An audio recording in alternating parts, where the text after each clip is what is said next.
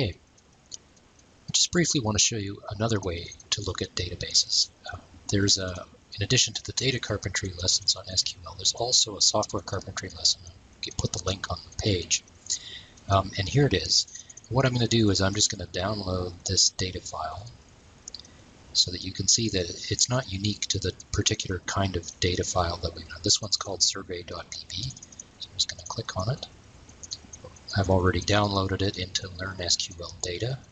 There it is, so I will cancel that. Now, I can go back into Firefox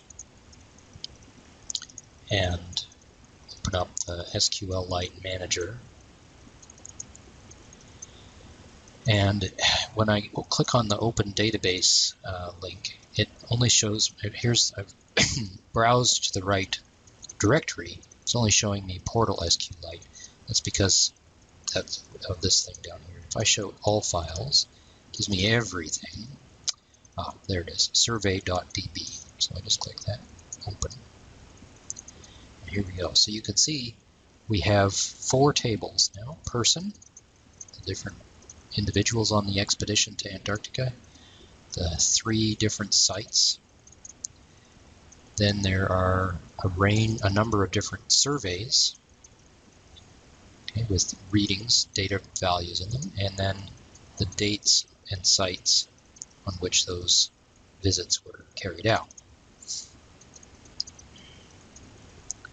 Okay, so you could use the Firefox SQLite Manager here, but we can also access these databases from the command line. As long as, I've got all kinds of things open here, and I drill down, oh, look at that, keep going, there we go. Okay, as long as we did the installation instructions correctly on the very long time ago, you should be able to start up SQLite 3 directly without having to work through a graphic user interface. You might wonder why you would want to do that, but I'm just going to show it to you anyway. The exercises on the software carpentry exercises assume you're working from the command prompt.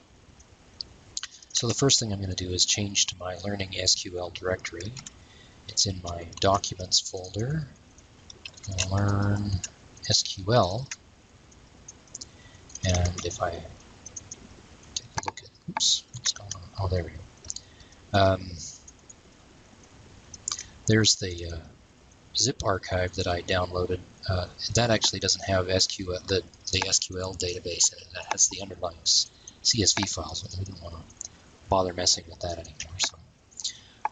So now let's do SQLite 3 is the command prompt, is the program, version 3.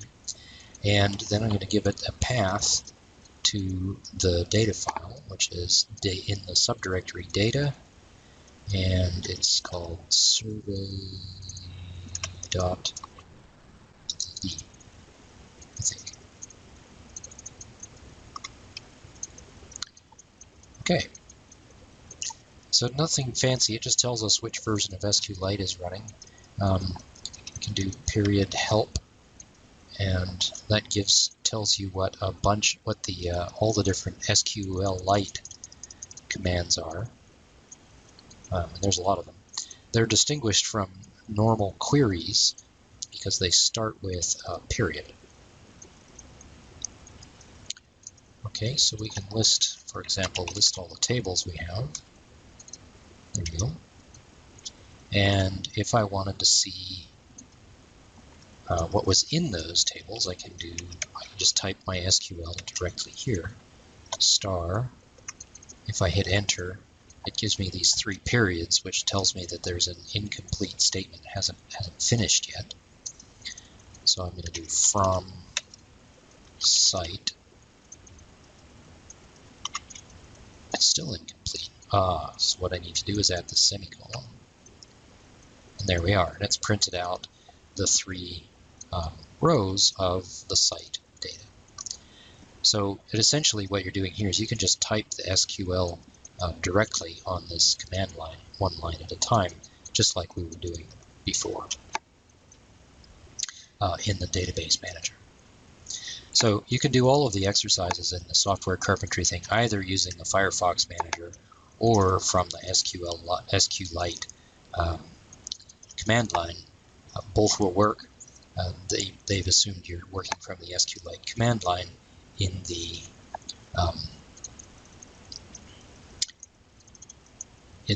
writings.